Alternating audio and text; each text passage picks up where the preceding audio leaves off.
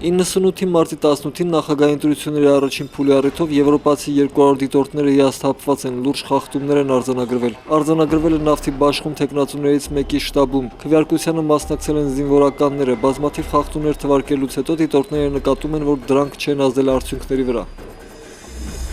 99-ի այսօրը հայ փաստաբանների մի խումբ ստեղծում է փաստաբանների նոր միություն, նրանք ուզում են անկախ լինել դատական և քննչական կորպուսից և այն միությունից, որն արդեն կա։ Ես հիշում եմ, մեզ ծեծի ենթարկեցին, մեր միությունը մեզ չպաշտպանեց։ Արարատի մարզպետ Հովիկ Աբրահամյանը դժգոհում է, որ մի քանի տարվա ընթացքում վերացան մարզի խաղողի այգիները, որոնց փոխարեն ցորեն է ցանվում։ Մի քանի տարի առաջ, որ գործարանները ընդունում են խաղողի ժողովրդի վճարումը չէին կատարում, դա ուրեմն քանդվեց խաղողի այգիները։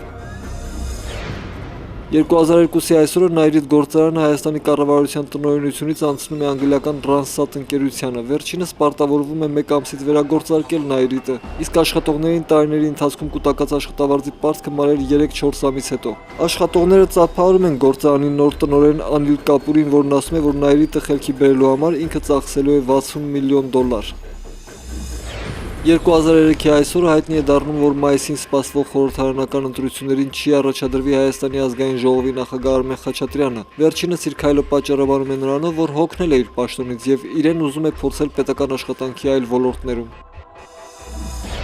2005-ի այսօրը Ռոբերտ Քոչարյանը գլխավոր դատախազի պաշտոնին է վերադարձնում Աղվան Հովսեփյանին, որին պաշտոնանկ էր արել 1999-ի հոկտեմբերի 27-ից 20 օր հետո։ Ես նրան ճանաչում եմ Լեռնային Ղարաբաղից 1981 թվականից, վերանշանակումն այսպես պատճառաբանեց Ռոբերտ Քոչարյանը։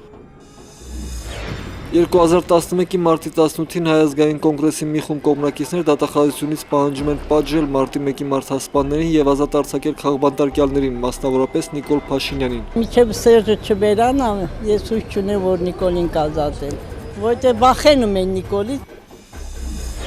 Մի խումբ երիտասարդներ դժգոհում են Տիգրան Սարգսյանի կառավարությունից, որն ըստ նրանց աջակցում է Հայաստանի հայաթափմանը, ռուսական միգրացիոն կենտրոններ բացելով, որոնց ոչ պաշտոնական տվյալներով միայն Գյումրիից դիմել է Հայաստանի մոտ 1000 քաղաքացի։ Կոչ ենք անում այս կառավարությանը, եթե այդպիսի միգրացիոն կենտրոններ են բացվել,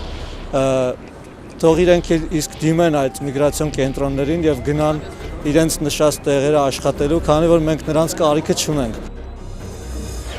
2012-ի այսօրը Հանրապետական հրապարակում է ազգային ժողովի ընտրությունների համամասնական ցուցակը, որը գլխավորում է Սերժ Սարգսյանը։ Փոխարենը ԿՀ-ն հրաժարվում է պատգամավորության թեկնածու գրանցել ընդդիմադիր գործարար Խաչատուր Սուքիասյանին։ Ոստիկանությունը պատճառաբանում է, որ 2008-ի մարտի 1-ից հետո տևական ժամանակ գործարարը բնակվել է Հայաստանից դուրս։